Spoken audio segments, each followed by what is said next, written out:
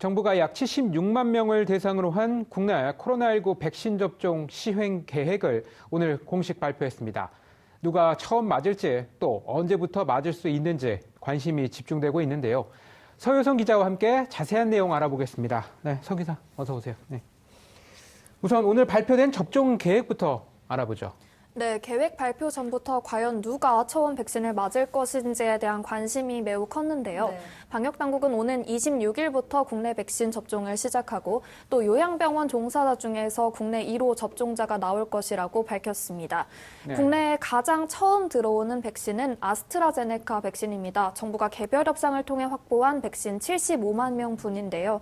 전체 3단계로 나뉘어서 접종이 단계적으로 진행이 되는데 네. 우선 가장 처음 접종이 진행되는 대상은 요양병원과 요양시설 입원 입소자 또 종사자입니다. 다만 당초 1월에 발표됐던 계획에서 약간 수정된 부분이 있습니다. 앞서 개최된 전문가 자문단 회의와 또 예방접종 전문위원회의 심의에서 아스트라제네카 백신의 65세 이상 접종 안정성이 계속해서 쟁점이 됐었는데 네.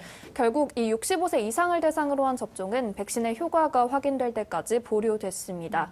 이로써 요양병원과 요양시설 입소자 65만 명 중 65세 미만인 27만 2천여 명에 대한 접종이 1순위로 이달 26일에 먼저 시작이 되고 네. 또 65세 이상인 37만 7천여 명은 올 2분기 중으로 접종이 예상되고 있습니다. 네. 요양병원에 이어서 또 고위험 의료기관 종사자 35만 2천여 명은 2순위로 방역 역학조사 요원 등 코로나19 1차 대응 요원 7만 8천여 명은 3순위로 각각 다음 달 8일과 22일부터 접종이 시작됩니다. 네, 그렇군요. 또 아스트라제네카 백신과는 별개로 화이자 백신에 대한 공급 계획도 오늘 함께 발표됐죠. 네, 정부는 백신 공동구매를 위한 국제 프로젝트인 코백스 퍼실리티에서 이달 말에서 다음 달 초중으로 화이자 백신 5만 8,500만 명분을 받을 계획이라고 밝혔습니다. 네. 이렇게 들어오는 화이자 백신은 코로나19 환자를 치료하는 감염병 전담병원이나 거점 전담병원 등에서 일하는 의료진 약 5만 5천 명에게 투여될 예정인데 화이자 백신은 영하 70도 내외의 초저온 상태를 유지해야 되고 또 네. 유효기간도 다른 백신에 비해서 짧은 편이라 네. 백신 중에서도 비교적 까다로운 백신으로 꼽히고 있습니다. 이에 따라서 공급 역시 국립중앙의료원 중앙예방접종센터와 또 각 권역별 예방접종센터를 통해서 이뤄질 예정인데요. 접종 대상자는 권역별 접종센터에 직접 방문해서 접종을 해야 하고 다만 병원별로 최소 120명 이상의 접종자가 있는 경우에는 자체 접종도 가능합니다. 네, 정부의 이번 접종 계획에서 다른 무엇보다 의견이 갈리고 있는 것이 65세 이상의 접종이 2분기로 미뤄진 건 아니겠습니까? 네, 그렇죠. 정은경 질병관리청장이자 코로나19 예방접종 대응 추진단장은 오늘 접종 계획을 발표하면서 65세 이상을 대상으로 한 접종이 미뤄진 것에 대해 백신의 안전성이 부족한 것은 아니라고 재차 강조했습니다. 네. 다만 그 백신의 효과를 확인하는 데 필요한 임상 시험에 참여한 숫자가 660명으로 적었고 또 접종군 그리고 대조군에서 확진자 발생 숫자가 너무 적어서 통계적으로 이러한 효과를 입증할 만한 그런 자료를 도출하기가 어려웠다는 그런 네, 그런데 하지만 여전히 전문가들 사이에서는 정부의 이번 결정을 둘러싸고 우려의 목소리가 적지 않은데요. 네. 일단 코로나19 감염 위험에 취약한 만 65세 이상에 대해서 우선 접종이 이루어지지 않으면 방역 효과를 제대로 얻을 수 없다는 게 주된 이유입니다. 네. 또 65세 이상 백신 접종에 대한 연구 결과가 빠르면 다음 달 중으로 나온다고 해도 앞으로 한두 달 정도는 고령자에 대한 접종이 불가능할 텐데 그 기간 동안 요양병원과 시설 내 고령자를 보호할 수 있을지에 대한 현실적인 우려도 컸습니다.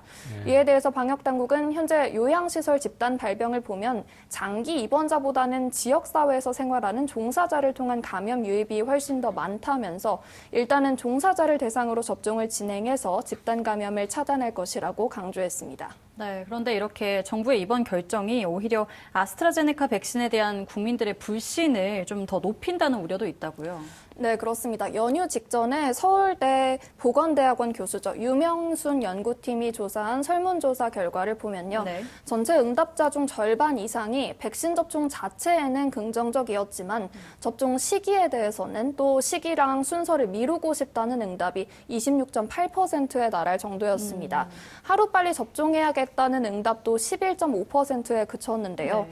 그만큼 우리 국민들이 백신에 대해 가진 두려움이 적지 않다는 의미입니다. 앞서 식약처가 65세 이상 고령층에 대해서는 아스트라제네카 백신을 신중하게 사용하라는 결정을 내린 상황에서 이번에는 정부가 65세 이상에 대해서는 접종을 연기하면서 이번 조치가 오히려 국민 전체에 백신에 대한 불신을 높일 수 있다는 해석이 나오고 있습니다. 네. 오늘 정부의 예방접종 시행계획 발표를 시작으로 앞으로 국민들의 불안 해소와 또 자발적 접종 참여 독려는 앞으로의 남은 과제로 보입니다. 네, 끝으로 오늘 국내 코로나19 상황도 정리해 주시죠. 네, 오늘 0시 기준으로 확인된 국내 코로나19 확진자는 신규 확진자가 전일 집계 대비 18명 증가해서 344명을 기록했습니다. 감염 경로별로 보면 국내 발생이 323명, 해외 유입이 21명이었는데요. 네. 이 국내 발생 환자를 지역별로 보면 서울이 147명으로 가장 많았고 경기가 99명, 인천 9명 등 수도권이 255명으로 여전히 국내 발생 환자의 80% 가까이가 수도권에 집중됐습니다. 네. 특히 가장 많은 확진자가 나온 서울은 서울 용산구 소재 순천향대 병원 집단 감염이 주목되고 있는데요. 네. 이곳에서는 지난 12일 최초로 확진자가 나온 이후에 불과 3일 만에 관련 확진자가 80명을 넘어섰습니다. 네. 국내에서 코로나19로 인한 사망자는 5명 늘어서 누적 1,527명입니다. 네, 지금까지 서효선 기자와 얘기 나눠봤습니다. 고맙습니다.